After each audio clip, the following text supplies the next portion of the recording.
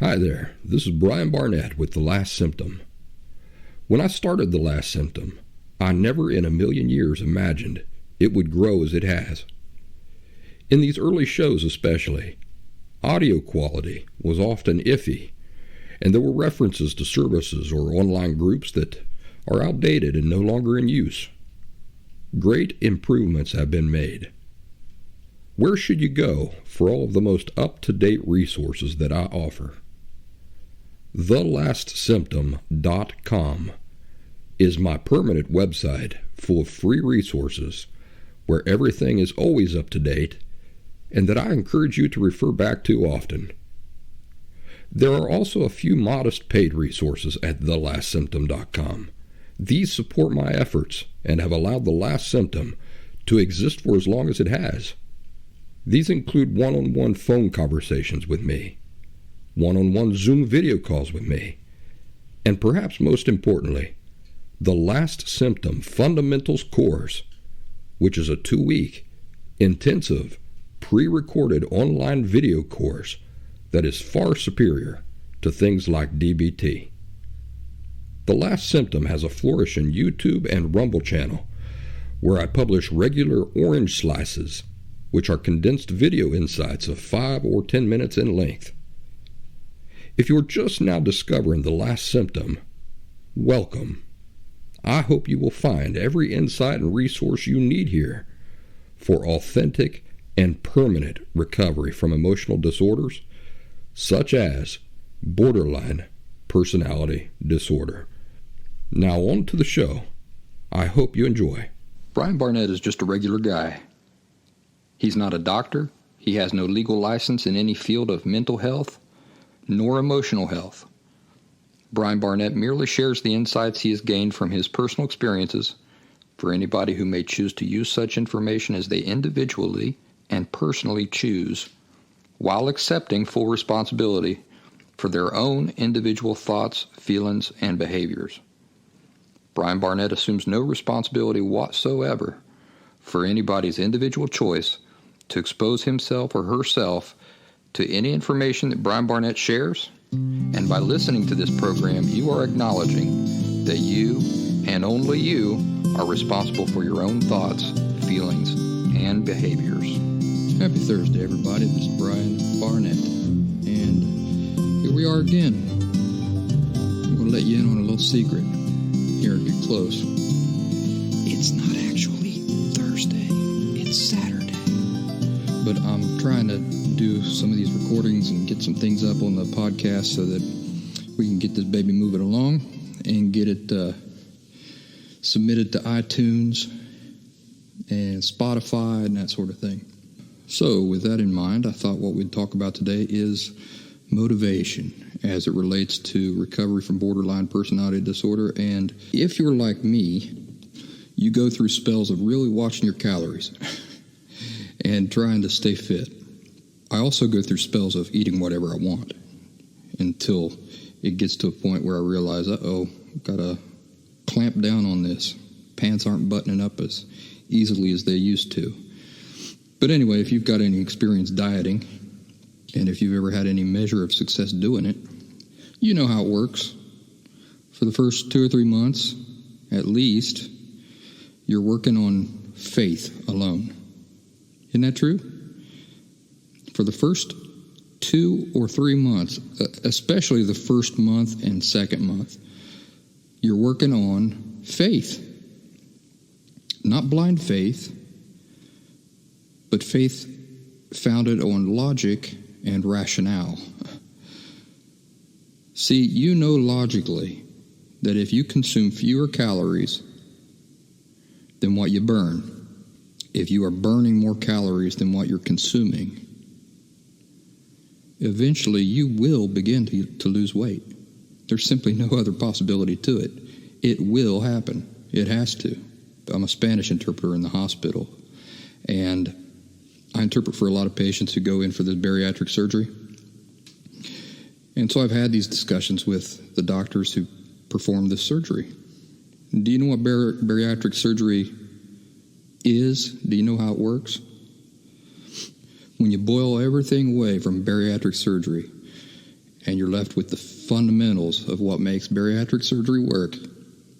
It is forcing the patient to burn more calories than they consume. That's really as simple as it is. You're taking away choice from them by giving them a stomach that is smaller. They have no choice but to consume fewer calories than they burn every day. That's how it works. It's simple math, and I suck at math, but even I understand the principles involved there. So, you know this logically going in when you try to diet, that if you consume fewer calories than you burn, that you will begin to lose weight. And yet, those first 2 or 3 months require, by far, the most effort. Almost unimaginable effort. Because at the beginning, during those first couple months, you're going to be putting in an incredible Herculean effort and seeing almost zero visible results as a reward. Think about all the self-control and inner strength it requires, and then for 2 months, you have to maintain that because there's going to be little to no rewards. People you meet on the street are probably not even going to know that you've been dieting for a month or 2 months or maybe 3 months. They're not going to perceive any change. But people do it all the time. There are people who are doing it today. Why and how are people able to muster up the inner fortitude necessary to make it through those first 2 or 3 months? Very simply, the reward is in what they know will occur logically. The reward is in what they know has to occur as a natural result of their effort. They look forward, you see, to the future reward, and they can picture it almost as if they were holding it right in their hand today, now. And recovery from borderline personality disorder was like this for me. I was in deep depression for years while I was doing the inner work necessary to recover. And I used a couple of things to motivate me. First of all, I recognized that time was going to pass no matter what. Now, maybe this doesn't seem like a huge aha point to you, but for me it was. The time was going to pass no matter what. No matter what, time was going to roll on. So I could either make it productive time or non-productive time. You see, the man who builds his dream home doesn't go out and find the perfect plot of land and then get to sleep in his finished house that very night. No, he has to start somewhere, and time has to lapse. The time is going to roll on no matter what. So in 6 months or a year, he can either still be fretting about how long building a house takes, or at the end of that time, he can be living in his new dream home. He has to revel in his patience, you see. All this time he goes to bed at night with images of his dream home dancing around in his head. The time must lapse in order for the house to take shape. But in the meantime, the guy gets to enjoy living off the hope and the dreams of what his future efforts are going to produce. My other sources of motivation and enthusiasm, despite the dragging weight of depression I had on my back, was, just like in the case of dieting, was knowing that if I figured out all the mysteries of my disorder, if I made all the mental connections and solved the big riddle, that I would eventually see the results. In fact, I often thought about it like a diet. I reminded myself that whether or not I could perceive the benefits were occurring nonetheless. They had to be occurring. because my understanding was blooming more and more every day. You see, every week and every year, I knew more about what was going on with me and what was causing it and how to get rid of it than I did the day, the week, and the year before. One of the other motivations was having a clear, strong image in my head of what I might look like as a person in the future when the results kicked in, when the benefits of all my hard work started to become visible and perceivable. I went to bed at nights with these images dancing about in my head. Incidentally, this is the same type of motivation I used to master Spanish, the Spanish language, in my early 20s. I remember I literally used to stand in front of a mirror imagining myself off in some future, rattling off conversations in Spanish with total ease. And I would imagine that guy in the mirror enjoying the benefits and the type of life that he was going to enjoy. I'd look at him, imagining him talking in perfect, beautiful Spanish, it just flowing out of his mouth. How enriched his life was going to be with that acquired ability. And then I'd go back to stumbling and stammering over my words and not being able to remember vocabulary, to real life, to the hard work that I had to put in if I was ever going to see that person become a reality, if I was ever going to be that person. But I didn't dwell on the stumbling, the stammering, the burden of mastering that skill. Instead, what I dwelled on was the imaginary future benefits that burdensome effort was going to produce in time. And now here I am. You see, time rolled on,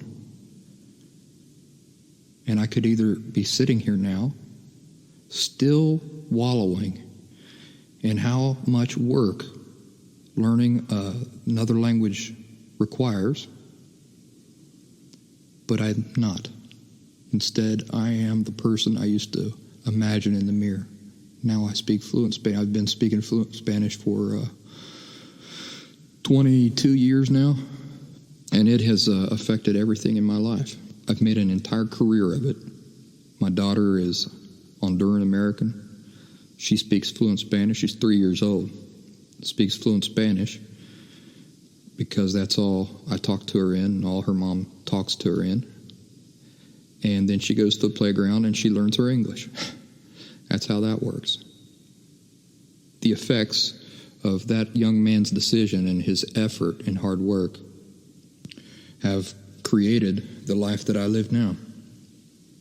So dreaming, hoping, imagining is a powerful motivator. You see, because just like the person who starts a diet, when your dreams, hopes, and imagery that you fuel yourself with are based on rational, realistic things,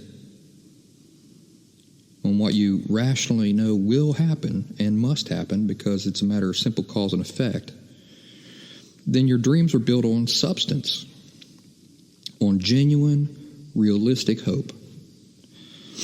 So I did deal with depression, and depression sucks the enthusiasm and motivation right out of you. By fixing borderline personality disorder at the root, you're going to see all these things dissipate: the depression, the sluggishness, the lack of motivation. So you hang in there, find your motivation, start standing in front of the mirror if you have to, and imagining the guy or the girl that you're going to be. Then do the work necessary to get there. Use this practical motivation and effort to fight against the other guy or girl who is also living inside of you. Do you know who that person is? That's the defeatist. You see, the defeatist, do you know that his or her picture of the future is just as true as the optimists? But only one of those people are going to see their idea of the future become reality. Well, folks, thanks for listening. That's all I got for now. And I'm going to move on to the next podcast and get that published. Have a good day. Thanks for listening.